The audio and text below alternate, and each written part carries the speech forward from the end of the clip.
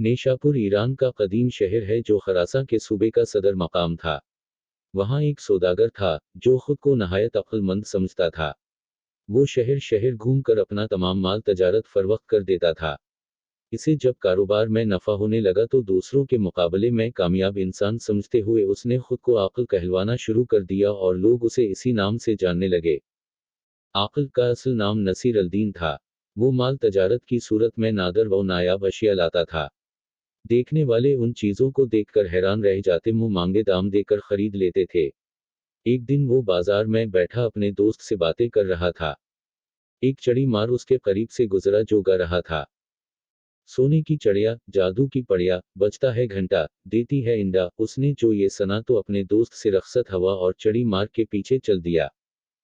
चड़ी मार के पास सब पिंजरे खाली थे, बस एक पिंजरे में खाकी रंग की चड़िया अपने पैर फड़फड़ा रही थी।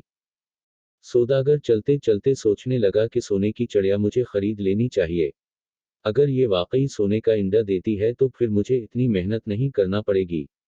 इसे ख्याल आया, बचपन में उसकी दादी उसकी माँ को मेके जाने पर कहा करती थी, तुम क्या सोने की चड़िया हो जो मेके चली गई, तो मेरा बेटा गरीब हो जाएगा। तो गोया सोने की चड़िया होती है। बस उसकी ये ख्वाहिश थी, काश उसके पास वो चड़िया हो। चड़ी मार को रोकते हुए सौदागर ने कहा, भाई क्या ये वाकई सोने की चड़िया है? ये तो आम सी चड़िया लग रही है। चड़ी मार ने इसे ऊपर से नीचे तक देखा और जान गया कि कोई बेवकूफ शख्स है जो अमीर होना चाहता है। उसने यकीन दिलाया, भाई चड़िया नहीं, जादू की पड़िया है। 14वीं रात को जब दूर कहीं गुजर बजता है, ये सोने का इंडा देती है। उस चड़िया ने मुझे अमीर कर दिया है। मेरे घर में अब तक 10 इंडे दे चुकी है। मेरे मुल्क चलो, वहां मेरे बड़े शाहाना ठाट बाट हैं। मैं इसे नहीं बेचता, मगर ये अपने माल को सिर्फ 10 इंडे देती है। उसके बाद अगर कोई इसे खरीद ले, फिर उसके पास मजीद 10 इंडे दूसरे माल को देगी।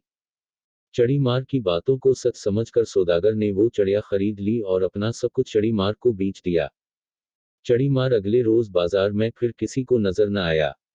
सारा माल व दौलत घर बार एक चड़िया के औस चड़ी मार को फरोख्त करके सौदागर चड़िया के पिंजरे के साथ एक झोंपड़ी में रहने लगा।